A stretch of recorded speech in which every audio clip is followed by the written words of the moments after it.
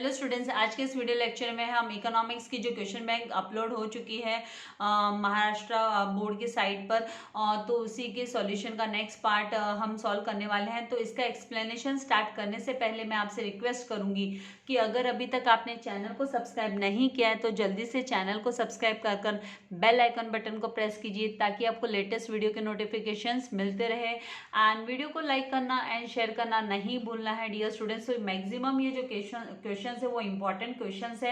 इससे रिलेटेड कुछ question banks भी मैंने question paper specimen question paper भी बनाए थे जो मैंने आप लोगों के साथ शेयर किए हैं। अगर अभी तक आपने वो चेक नहीं किया है तो चैनल के पे जाकर आप है ना प्लेलिस्ट में वो चेक कर सकते हैं, specimen question papers of various subjects. तो ऑलरेडी मैंने यहाँ पर जो ऑब्जेक्टिव टाइप ऑफ क्वेश्चन है उसके मैंने आप लोगों के लिए क्वेश्चन नंबर 1 एंड यहाँ पर मैंने आप लोगों का क्वेश्चन नंबर 2 का जो सॉल्यूशन है मैं आप लोगों के लिए ऑलरेडी अपलोड कर चुकी हूँ। तो ये वीडियो भी अगर आपने नहीं देखे हैं तो लिंक में मैं इसकी सब्सक्रिप्शन इसमें लिंक में इसके डिस्क्रिप्शन में इसकी लिंक मैं आप लोगों के लिए डाल देने वाली हूँ, तो वहां से भी आप है ना देख सकते हैं। तो अभी हम जा रहे हैं क्वेश्चन नंबर 3। नेक्स्ट जो क्वेश्चन है हमारा क्वेश्चन नंबर 3 जो कि इकोनॉमिक टर्म्स को लेकर है। इकोनॉमिक टर्म्स, तो यहाँ पर जो क्वेश्चन बैंक में जो क्वेश्चन दिए हैं वो है ना टेक्स्ट बुक में लेसन्स के अंदर से आए हुए हैं। तो अगर आप टेक्स्ट बुक रीडिंग अच्छे से करोगे तो आपको कोई डिफिकल्टी आने वाली नहीं है। बोर्ड एग्जाम में आराम से आप अपने ऑब्जेक्टिव्स के मार्क्स है ना ग्रैब कर सकते हो। तो यहाँ पर जो सबसे पहला क्वेश्चन है, branch of economics that deals with small part of national income, छोटे नेशनल इनकम के स्मॉल पार्ट से जो डील करता है इकोनॉमिक ब्रांच वो है माइक्रो इकोनॉमिक्स। उसे हम माइक्रो इकोनॉमिक्स बोलते हैं। हमने स्टडी किया है macro economics and micro economics. तो माइक्रो इकोनॉमिक्स जो है वो स्मॉल पार्ट से डील करता है। Now average of all prices of goods and services, सारे के सारे गुड्स एंड सर्विसेज का जो एवरेज प्राइस होता है currently being produced in an economy, एक इकोनॉमी में करंटली प्रोड्यूस होता है उसको हम जनरल प्राइस लेवल बोलते हैं। That is known as general price level. तो आपको जो टर्म लिखना है वो जनरल प्राइस लेवल आना चाहिए। ये हमारे जो मैक्रो इकोनॉमिक्स के फीचर्स के अंडर में आपको दिखाई देगा। Then utility that arises when ownership of goods is transferred from one person to another person. तो एक पर्सन से दूसरे पर्सन के पास जो ट्रांसफर होती है तो उसको हम है ना पोजेशन यूटिलिटी बोलते हैं। तो यहाँ पर जो टर्म आपको इकोनॉमिक टर्म यूज करना है वो आएगा पोजेशन यूटिलिटी। देन फोर्थ यहाँ पर है कि aggregate of utility derived by the consumer from all units of a commodity consume. तो all units of commodity consumed यहाँ पर हिंट मिल रही है आपको, साथ ही में एग्रीगेट ऑफ यूटिलिटी मिल रही है हिंट। तो इसका मतलब ये टोटल यूटिलिटी हुआ। मार्जिनल यूटिलिटी में क्या होता है, additional, last unit and additional word आता है। यहाँ पर ये टोटल यूटिलिटी हुआ।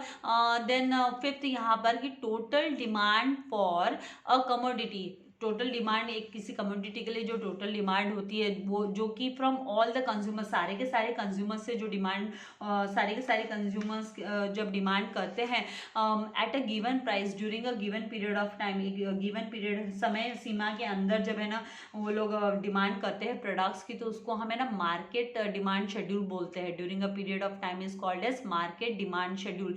तो जैसे कि इंडिविजुअल डिमांड शेड्यूल होता है, मार्केट डिमांड शेड्यूल होता है। तो इंडिविजुअल डिमांड शेड्यूल में तो क्या होता है कि सिंगल इंडिविजुअल बंदा डिमांड करता है, उसको हम रिप्रेजेंट करते हैं। मार्केट डिमांड शेड्यूल में टोटल एग्रीगेट जो सारे के सारे कंज्यूमर्स का टोटल डिमांड होता है उसको रिप्रेजेंट किया जाता है। तो यहाँ पे मार्केट डिमांड शेड्यूल आपका जो है आंसर आएगा, मार्केट डिमांड शेड्यूल। नाउ जो नेक्स्ट है मार्केट डिमांड, जैसे हम बोलेंगे मार्केट डिमांड, हमें इसको बोलना है शेड्यूल नहीं, मार्केट डिमांड। तो यहाँ पर ये शेड्यूल आपको नहीं यूज करना, ओनली मार्केट डिमांड आप लिखेंगे। Then demand for a commodity which can be put to several users, several users के लिए जो डिमांड कमोडिटी की ली जाती है उसको हम क्या बोलते हैं, तो कंपोजिट डिमांड हुआ। जैसे हम है ना एग्जाम्पल के तौर पर बात करेंगे तो जैसे इलेक्ट्रिसिटी है वो यूज होती है वॉशिंग मशीन चलाने के लिए, वो यूज होती है रेफ्रिजरेटर के लिए, वो सेम जो इलेक्ट्रिसिटी वो टीवी के लिए, मोबाइल चार्ज करने के लिए, एसी चलाने के लिए, तो सेवरल यूजेस के लिए हुआ तो उसको कंपोजिट डिमांड कहा जाता है। ये टाइप्स ऑफ डिमांड में हमने स्टडी किया है कि direct demand, indirect demand, complementary demand, composite demand and competitive demand. तो ये कंपोजिट डिमांड हुई जो several uses. Then degree of responsiveness of a change, degree of responsiveness of a change in quantity demanded to a change in the income of the consumer.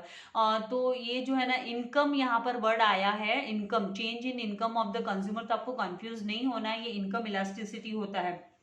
यहाँ पर income elasticity हमको लिखना है। Then next यहाँ पर जो है income elasticity, उसके बाद में इन्फिनाइट चेंज। इन्फिनाइट चेंज मतलब अनलिमिटेड चेंज, जिसको आप काउंट नहीं कर सकते हो, अनलिमिटेड। तो जब इन्फिनाइट चेंज की बात आ रही है in the quantity demanded, quantity demanded में जब इन्फिनाइट चेंजेस होता है of a commodity taking place due to slight, या तो थोड़े से भाव गिरे हैं और जीरो चेंजेस आए हैं प्राइस में, फिर भी उसकी डिमांड बहुत ज़्यादा बढ़ी है, तो उसको हम है ना परफेक्टली इलास्टिक डिमांड का केस होता है, जहां पर है ना ईडी इलास्टिसिटी ऑफ डिमांड जो होती है वो इन्फिनाइट होती है। देन यहाँ पर जो नाइन्थ यहाँ पर जो क्वेश्चन दिया है उसमें बोला है कि rise in the quantity supplied, quantity के सप्लाई में जो राइज होता है ऑफ अ कमोडिटी, किसी कमोडिटी के सप्लाई में जब इंक्रीज होता है due to the rise in price its price, उसके प्राइस बढ़ने पर भी उसकी है ना सप्लाई में इंक्रीज होता है, क्वांटिटी सप्लाई में इंक्रीज होता है, और बाकी के जो अदर फैक्टर्स है वो है ना रिमेन्स कांस्टेंट। इसका मतलब है ना जैसे टेस्ट हुआ, अदर फैक्टर्स में क्या बोलेंगे हम, जैसे कोई टेस्ट हुआ किसी कंज्यूमर का एंड वेदर चेंजेस वगैरह हुआ, तो उसको हम है ना एक्सपेंशन ऑफ सप्लाई बोलते हैं, that is known as expansion of supply. Next ये है ना वेरिएशन इन सप्लाई का टाइप हो गया, it is a variation in supply का टाइप। इसका अपोजिट होता है contraction of supply. Now 10th net addition made to the total cost of producing one more unit of output. तो net addition जो हम करते हैं, टोटल कॉस्ट में जो नेट एडिशन किया जाता है by producing one more unit, एक और यूनिट प्रोड्यूस करके हम तो उसको हम मार्जिनल कॉस्ट बोलते हैं। तो आपको आंसर जो लिखना है वो मार्जिनल कॉस्ट आंसर लिखना है। देन 11th यहाँ पर कि type of a market showing some but not all the features of competitive market. कुछ फीचर्स दिखाता है लेकिन सारे के सारे फीचर्स नहीं दिखाता। Type of marketing showing some but not all the features of competitive markets. Competitive markets के सारे फीचर्स नहीं होते लेकिन कुछ फीचर्स बताता है, वो इम्परफेक्ट कॉम्पिटिशन मार्केट होता है, that is imperfect competition market. Then 12th one यहाँ पर आई होप आपको सब समझ में आ रहा है। Number of firms producing differentiated products which are closely related, जो कि है ना क्लोजली रिलेटेड है। तो यहाँ पर नंबर ऑफ फर्म्स जो है ना क्लोजली रिलेटेड प्रोडक्ट्स को प्रोड्यूस करती है, लेकिन डिफरेंट प्रोडक्ट्स, डिफरेंशिएटेड प्रोडक्ट्स होते हैं, प्रोडक्ट्स डिफरेंट होते हैं, जैसे कि है ना मेडिसिन प्रोड्यूस करना, ऑटोमोबाइल्स प्रोड्यूस करना, मोबाइल्स प्रोड्यूस करना, तो उसे क्या बोला जाता है, तो उसको हम है ना इकोनॉमिकली उसको ग्रुप बोला जाता है। आपको देखना है तो ये पेज नंबर 51 पे, टेक्स्ट बुक के पेज नंबर 51 पे आपको जो 7th कॉन्सेप्ट है, कॉन्सेप्ट ऑफ ग्रुप, वहां पर ये है ना आपको स्टेम स्टेटमेंट वहां पर आपको ये दिखाई देगा, विजिबल होगा। तो आप वहां से ये देख सकते हैं। अगर आपको ऐसे लगता है कि मिस ये क्या आंसर बता रहे हो, number of firms producing differentiated products which are closely related, it will be known as a group. Group का मतलब होता है number of firms producing differentiated product which are closely related. Now next यहाँ पर जो क्वेश्चन है वो है index numbers that measures changes in the level of output और a physical volume. Physical volume में या है ना लेवल ऑफ आउटपुट है उसमें जो मेजर को चेंजेस को मेजर करने के लिए इंडेक्स नंबर यूज किया जाता है, तो उस इंडेक्स नंबर को हम क्या बोलते हैं इन द इकोनॉमी, तो that index number is known as quantity index number. उसको क्वांटिटी इंडेक्स नंबर बोला जाता है। ये है ना टाइप है, वन ऑफ द टाइप है, इंडेक्स नंबर का टाइप है। इंडेक्स नंबर के 4 टाइप्स है, price index number, then quantity index number, value index number, then special purpose index number. तो उसमें से ये एक क्वांटिटी इंडेक्स नंबर है जिसे हम वॉल्यूम इंडेक्स नंबर भी बोलते हैं। तो कैसे पता चलेगा ये क्वांटिटी इंडेक्स नंबर है, तो क्योंकि यहाँ पर दिया है in the level of output और physical volume of production in the economy, तो क्वांटिटी इंडेक्स नंबर हुआ। देन यहाँ पर नेक्स्ट जो 14th है, device that measures changes in an economic variable और a group of variables over a period of time. एक तो यहाँ पर जो डिवाइस यूज किया जाता है चेंजेस को मेजर करने के लिए इकोनॉमिक वेरिएबल्स या ग्रुप ऑफ इकोनॉमिक वेरिएबल्स में, तो उसे इंडेक्स नंबर्स बोला जाता है, that is known as index number. तो ये जो है यहाँ पर आपका नेक्स्ट यहाँ पर जो है दिया है कि नेट मार्केट वैल्यू, जो net market value of final all final goods, सारे के सारे all final goods and services produced with in a territorial boundaries, मतलब किसी कंट्री के बाउंड्रीज के अंदर, इंटरनल बाउंड्रीज उनकी खुद की बाउंड्रीज के अंडर में जो काउंटिंग की जाती है, राइट तो उसको क्या यहाँ पर हम बोलेंगे territorial boundaries of a country during a period of 1 year के दौरान पे, तो उसे हमें ना यहाँ पर नेट वर्ड यूज हुआ है इसीलिए उसको नेट डोमेस्टिक प्रोडक्ट बोला जाएगा, नेट डोमेस्टिक प्रोडक्ट। एनडीपी को कैलकुलेट करने के लिए हमको है ना जीडीपी माइनस डेप्रिसिएशन करना पड़ता है, तो एनडीपी मिलता है, नेट डोमेस्टिक प्रोडक्ट बोला जाता है। तो ये है ना डिफरेंट कॉन्सेप्ट्स है, नेशनल इनकम के कॉन्सेप्ट हुए ये भी। Then wear and tear of capital assets, capital assets में जो वेयर एंड टेयर होता है, जो यहाँ पर ड्यू टू द ऑब्सोलेंट बोल दो, तो उसको due to their use in the process of production, production के प्रोसेस में जब उसे यूटिलाइज किया जाता है तो जो उसमें उसके भाव में जो गिरावट आती है उसको हम डेप्रिसिएशन बोलते हैं, that is known as depreciation. तो ये तो आपने अकाउंटेंसी में भी सीखा है कि भाई ये डेप्रिसिएशन का मतलब क्या होता है, तो this is called as depreciation. Now tax paid at the time of production, production के टाइम पे जो टैक्स पे किया जाता है, और सेल या सेल के टाइम पे जो टैक्स पे किया जाता है, and purchase of a commodity और सर्विस, कमोडिटी को परचेस करने के टाइम पे या कोई सी सर्विस को अवेल करने के टाइम पर जो टैक्स हम पे करते हैं उस टैक्स को हम इनडायरेक्ट टैक्स बोलते हैं। टैक्स भी दो टाइप के होते हैं ना, direct tax and indirect tax. तो डायरेक्ट टैक्स क्या होता है, वो डायरेक्ट आपके प्रॉपर्टीज पे होता है, आपके वेल्थ इनकम पर होता है, आपके पर्सनल इनकम पर होता है।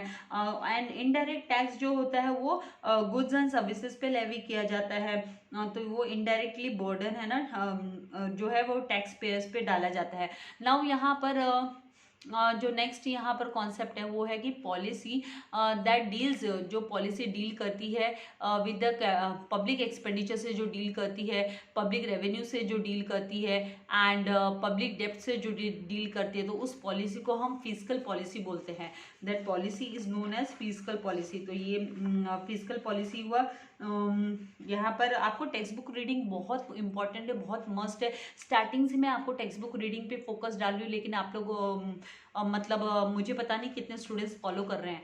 नाउ यहाँ पर 19th जो कॉन्सेप्ट है कि deposits that are repayable after a certain period of time, एक सर्टेन फिक्स जो स्टार्टिंग में स्पेसिफाई कर दिया जाता है, उस पीरियड के बाद में जो रीपे किया जाता है जो डिपॉजिट्स, उसको हमें ना टाइम डिपॉजिट्स बोलते हैं। एंड टाइम डिपॉजिट्स भी टू टाइप्स के होते हैं, एक तो रिकरिंग डिपॉजिट होता है और एक फिक्स डिपॉजिट होता है, जिसके बारे में आपने सुना ही होगा।